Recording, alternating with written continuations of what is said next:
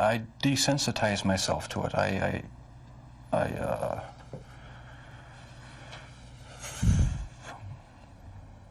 don't know, I went to great lengths. He is pure evil, but you'd never know it by looking at him. But when you hear him, that's another story.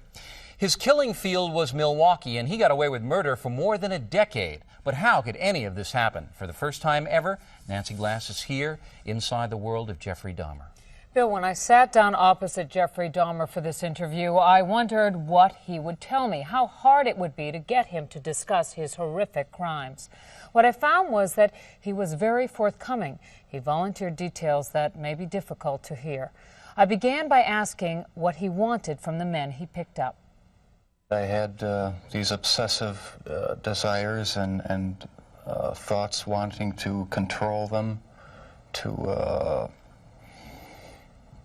I don't know how to put it, possess them permanently. And that's why you killed them? Right, right. Not because I was angry with them, not because I hated them, but because I wanted to keep them with me. And as my obsession grew, I was saving body parts such as skulls and skeletons. Jeffrey Dahmer is recalling his monstrous past. Almost 2 years ago in this little apartment in Milwaukee, police discovered the grisly remnants of one of the most horrible crime sprees in American history. Jeffrey Dahmer, an unassuming chocolate factory worker, would eventually confess that he had seduced, murdered, and dismembered 17 young men. He even ate some of his victims' body parts. He instantly became the center of worldwide media attention, a serial killer unmasked. There were protests and press conferences in Milwaukee as people tried to understand how this could have happened in their midst. How did Jeffrey Dahmer get away with murder after murder for 13 years? How did a boy born into a hard-working middle-class family turn into the worst kind of monster imaginable? In this exclusive interview, we put those questions to Jeffrey Dahmer himself. We met with him at the maximum security prison where he is serving his sentence of 999 years. For the first time, he talks about his crimes and gives us a chilling look inside the mind of a serial killer. It's a process. It doesn't happen overnight. When you depersonalize another person and view them as just an object for pleasure instead of a living, breathing human being, it seems to make it easier to do things you shouldn't do. The reason why Jeffrey Dahmer was able to get away with his crimes was because of just what you are seeing here. Jeffrey Dahmer is intelligent and articulate. That is what makes him so frightening. But if you listen carefully to his words throughout this interview, you realize it is a thin disguise. You do sound, though, like the kind of person who could have said to himself, "This is wrong.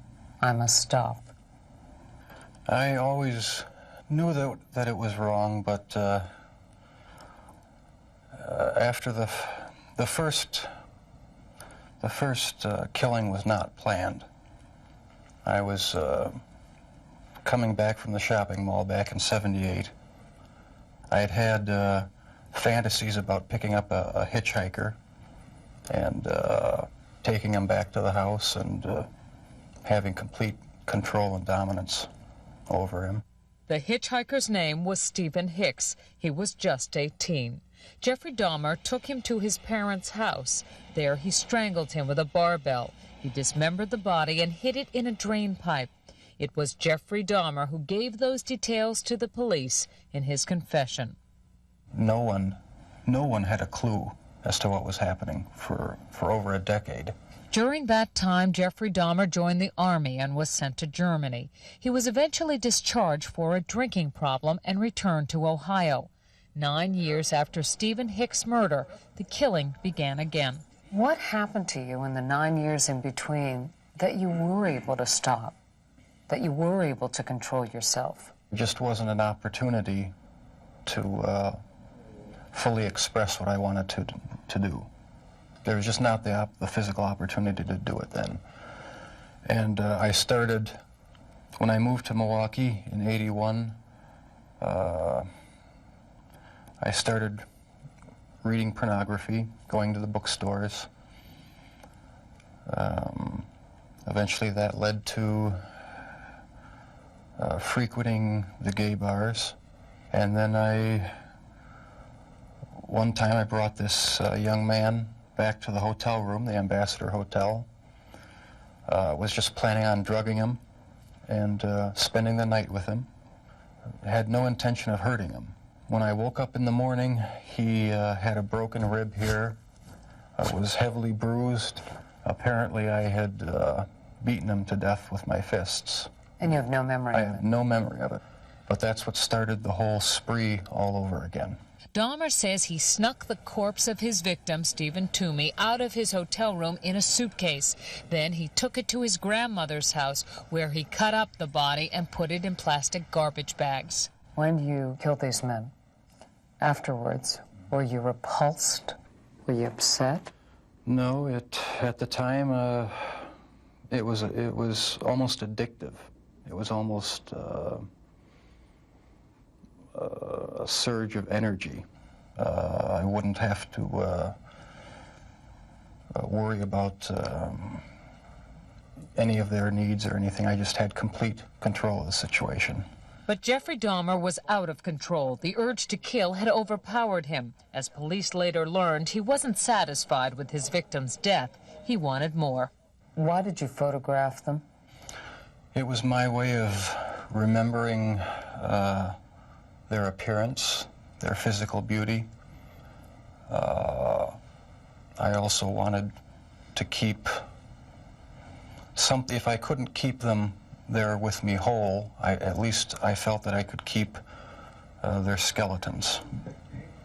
And I even went so far as planning on setting up an altar with the 10 different skulls and skeletons. And what was the purpose of the altar going to be? As a sort of memorial, a point where I could, I don't know, it's so bizarre and strange, it's hard to describe. A place where I could collect my thoughts and feed my obsession. When the bodies were still in your apartment, there was no time when you would see them and say, this is grotesque, what have I done? There were times, but the compulsive obsession with doing what I was doing overpowered any feelings of revulsion. This man with a quiet, almost shy demeanor became a master manipulator who was able to lure strangers he met at gay bars to his apartment. He was even able to con the police into returning a 14-year-old boy to him after neighbors called 911 upset that the child was in the street naked and bleeding. Dahmer convinced the police that he and the boy were simply having a lover's quarrel. This is an intoxicated boyfriend of another boyfriend. Well, how old was this child? It wasn't a child, it was an adult. After the police left, Jeffrey Dahmer murdered that boy, Conorak Synthesum phone. This man says he had a near-fatal encounter with Jeffrey Dahmer. He wanted to take some picture of my back. He hit me with a rubber hammer on my neck. He was lucky to escape because by then the killing had become almost routine. Before you went out to pick up a man, was there any kind of ritual you went through? I'd go to the nightclubs, drink, watch the striptease shows, and if I didn't meet anyone at the bars, I'd go to the bath clubs and meet someone there, offer them money, and we'd go back to the apartment, have a few drinks. I'd have the sleeping pill mixture already prepared. Person would drink it, fall asleep, and that's when they would be strangled. Watching the movie Exorcist 3 was also part of his ritual. It put him in the mood for murder. I felt so hopelessly evil and perverted that I actually derive a sort of pleasure from watching that tape. Did you like feeling evil? No, I didn't. But I had tried to overcome the thoughts, and it worked for a while, but eventually I gave in. While Jeffrey Dahmer may say things today that make it seem like he understands what went on in his mind, he does not. All he can do is tell you what happened, but he cannot stop whatever it is that drove him to kill in the first place. Do you still feel those same urges? Do you still feel that compulsion, that obsession? I wish I could say that it just left completely, but no, there are times when I still do have the old compulsions. Jeffrey Dahmer says as time went on, his mind became more and more warped, and yet he was clever enough to continue to elude police and lure young men to his apartment. We should warn you, the details are very graphic. I started having these obsessive thoughts when I was about 15 and 16, and they got worse and worse. What were your fantasies about? They were sexual fantasies of control, power, complete dominance. They became reality. Was there pleasure in that fantasy? There was excitement, fear, pleasure, all mixed together. Jeffrey Dahmer fulfilled his fantasies by murdering and dismembering 17 young men. In time, his desires became more extreme, his deeds more grotesque. Listen to him talk about the most unnatural things in the most matter-of-fact of ways. That's when you realize that none of it has touched him. I was branching out. That's when the cannibalism started, eating of the heart and the arm muscle. It was a way of making me feel that they were a part of me. At first it was just curiosity, and then it became compulsive. Then I tried to keep the person alive by inducing a zombie-like state. By injecting first dilute acid solution into their brain or hot water, and it never did completely work. Could someone like you be stopped? Could you be helped? No, I was dead set on going with this compulsion. It was the only thing that gave me any satisfaction. He became so warped by his evil impulses that he even took a victim's head with him to work at the Ambrosia chocolate factory. I kept the mummified head and skull of one of the victims in a carrying case in my locker at work. Were you almost flaunting it? Yes, but that's how strong the compulsion was. That's how bizarre the desire was. I wanted to keep something of the person with me.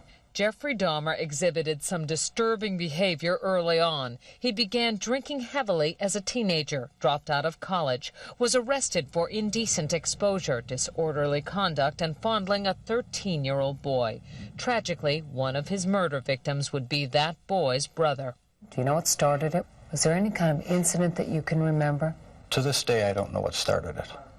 And the person to blame is sitting right across from you. That's the only person. Not parents, not society, not pornography.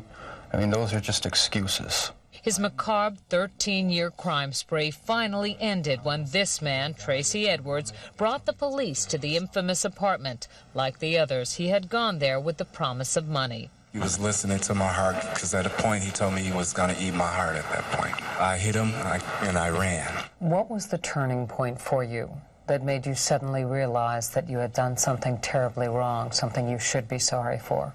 It was the night of the arrest. I have no memory of what happened during the 6 hours before the last victim ran out of the apartment.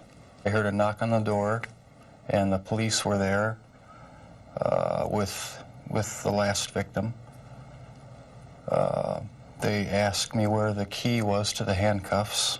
My mind was in a haze. I sort of pointed to the bedroom, and that's where they found the pictures. And they yelled, "Cuff him." And I was handcuffed, and it was just the realization that there was no point in trying to hide my actions anymore. The best route was to help the police identify all the victims and just make a complete confession. When it was revealed that most of the victims were black or homosexual, people in Milwaukee were incensed. Many felt that was why he went after them and why the police didn't seem to care when their families reported them missing. 10 of your 17 victims were black. Were they racially motivated It was crimes? not racially motivated. It was not sexual preference. It was just to find an obsession with the best-looking young man I could find. While you just heard him say that his sexual preference had nothing to do with the killings, he has not come to terms with his homosexuality. Never understood it. There was no use trying to fight it because I couldn't rid myself of it. It was too powerful and persistent. Do you dislike it? Yes, it's caused a lot of problems for me. A lot of conflicts and unanswered questions. The conflicts remain with him, and so do his compulsions. But in prison, he finally cannot act on his savage desires. If you were out on the street now, would you still be committing the crimes? Probably. If this hadn't happened, there's no doubt I probably would be. I can't think of anything that would have stopped me.